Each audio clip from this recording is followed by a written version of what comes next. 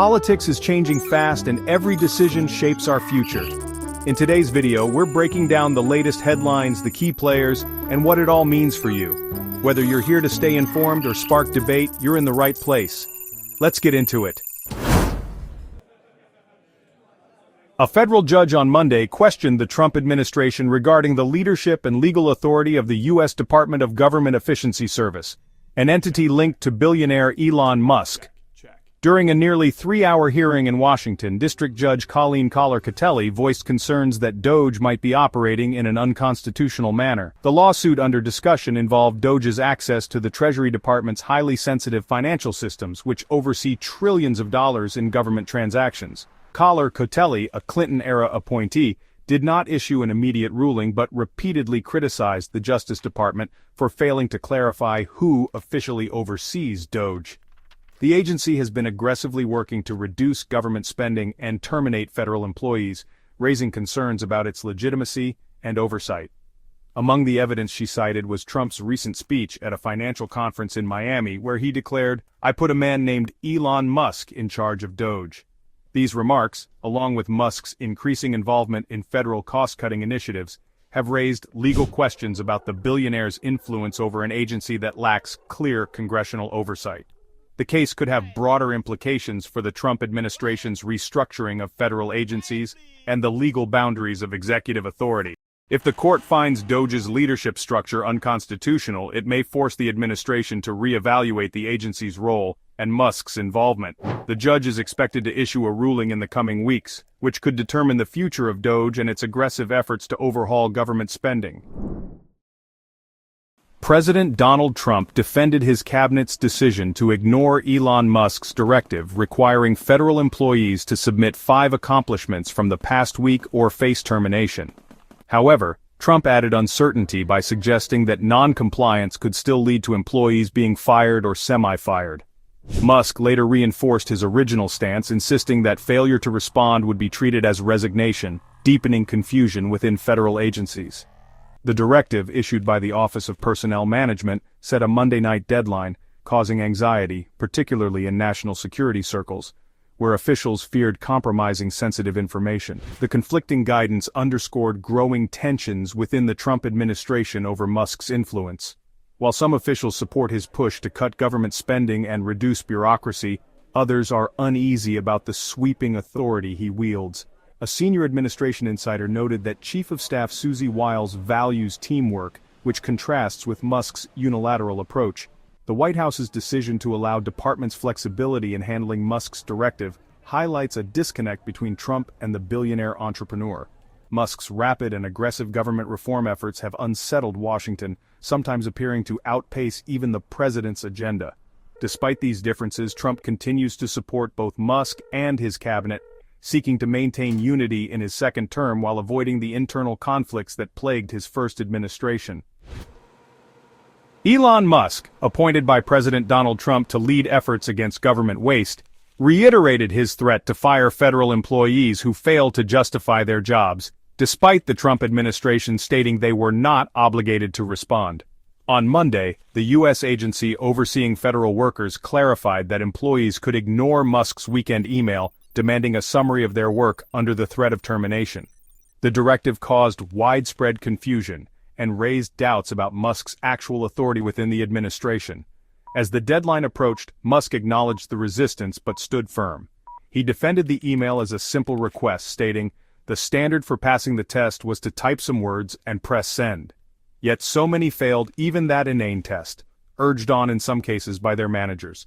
Musk then declared that employees would have one more opportunity to comply, warning that a second failure to respond would result in termination, subject to the president's discretion. The White House did not immediately comment on Musk's statement. Meanwhile, the U.S. Office of Personnel Management released official guidance stating that responding was entirely voluntary and that employees could not be dismissed for ignoring the email. The memo also urged federal workers to avoid including confidential or classified information in their responses. Despite the clarification, some agencies continued to encourage employees to comply. At the General Services Administration, a senior manager advised staff to respond, while OPM's own acting director strongly encouraged participation even though it remained optional. Elon Musk's demand for federal employees to justify their work or risk termination has faced strong opposition from government officials and agencies. Despite his insistence, the Trump administration clarified that compliance was not mandatory, intensifying resistance to the order. On Monday, the U.S. Office of Personnel Management, OPM, informed federal agencies that responding to Musk's email was optional and that employees could not be dismissed for ignoring it. The memo also warned against sharing sensitive or classified information, echoing security concerns raised by critics. Musk, however, doubled down, criticizing those who refused to comply and blaming managers for discouraging responses. He later announced that employees would be given one more chance, warning that failure to respond a second time could result in termination, pending presidential approval. Despite OPM's guidance, some agencies continued encouraging compliance. The General Services Administration urged employees to respond, and OPM's acting director emphasized that while optional, participation was strongly recommended. The growing defiance against Musk's directive highlights tensions within the administration over his role and authority. While some officials back his aggressive cost-cutting measures, others see his unilateral approach as overreach, leading to widespread uncertainty and resistance among federal employees. Elon Musk's aggressive push to overhaul the federal workforce faced resistance from top Trump administration officials, who rejected his demand that employees justify their jobs or face termination. Musk's directive, sent over the weekend with the subject line, "What did you do last week?" instructed federal employees to list 5 accomplishments or risk losing their jobs. However, by Monday, the Office of Personnel Management, OPM, clarified that responding was voluntary. Some agencies, including the Departments of State, Defense, and Energy, instructed employees to ignore the request, while others, like Treasury and Transportation, encouraged compliance. Trump publicly praised Musk's initiative, calling it genius, but administration officials grew concerned about security risks and unauthorized personnel decisions. Some agencies feared classified information could be exposed, prompting internal debates and a fractured response across the government. Despite OPM's clarification, Musk doubled down, warning that employees who failed to respond a second time could be terminated. He criticized federal workers for resisting the directive, calling it a trivial task.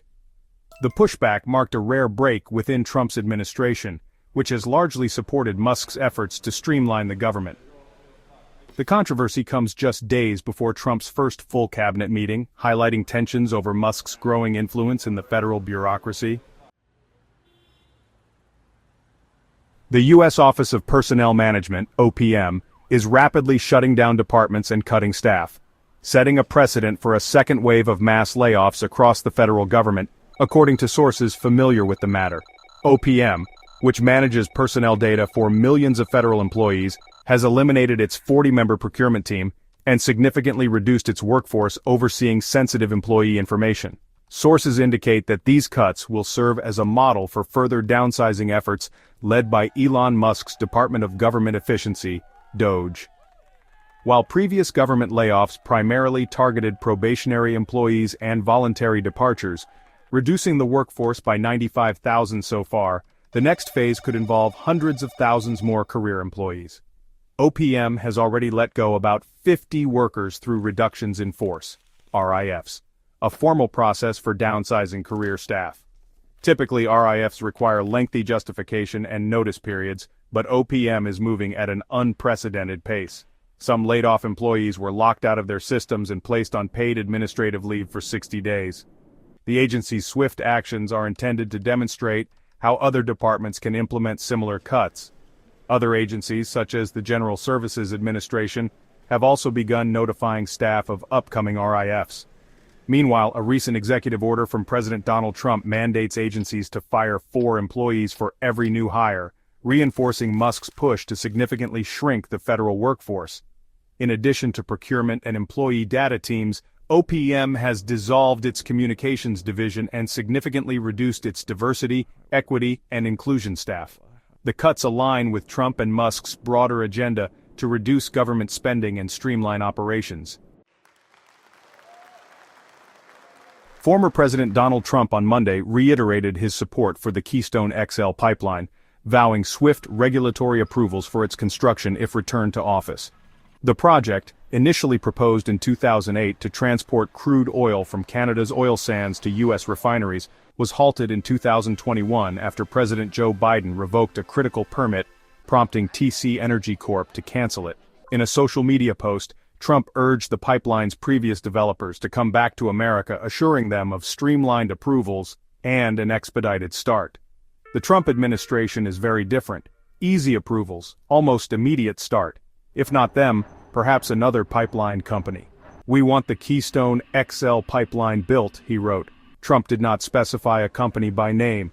TC Energy, which originally led the project, had since spun off its oil pipeline business into South Bow Energy in 2023. The Keystone XL Pipeline, designed to transport 830,000 barrels per day to Nebraska, faced years of legal battles and opposition from environmentalists, Native American tribes and landowners who argued it was unnecessary and hindered the transition to clean energy. Trump had previously approved the project in 2017, but legal challenges stalled progress. Biden, fulfilling a campaign promise, revoked the pipeline's permit shortly after taking office. Despite past setbacks, Trump's renewed push signals his commitment to reviving the controversial pipeline, framing it as an essential energy infrastructure project for the U.S. That's it for today's deep dive into the latest political developments. Whether you agree or disagree, the conversation doesn't stop here. Let me know your thoughts in the comments below. If you enjoyed this video, don't forget to like, subscribe, and hit the notification bell so you never miss an update. Stay informed, stay engaged, and I'll see you in the next one. Let me know if you want a different tone, more serious, engaging, or even humorous.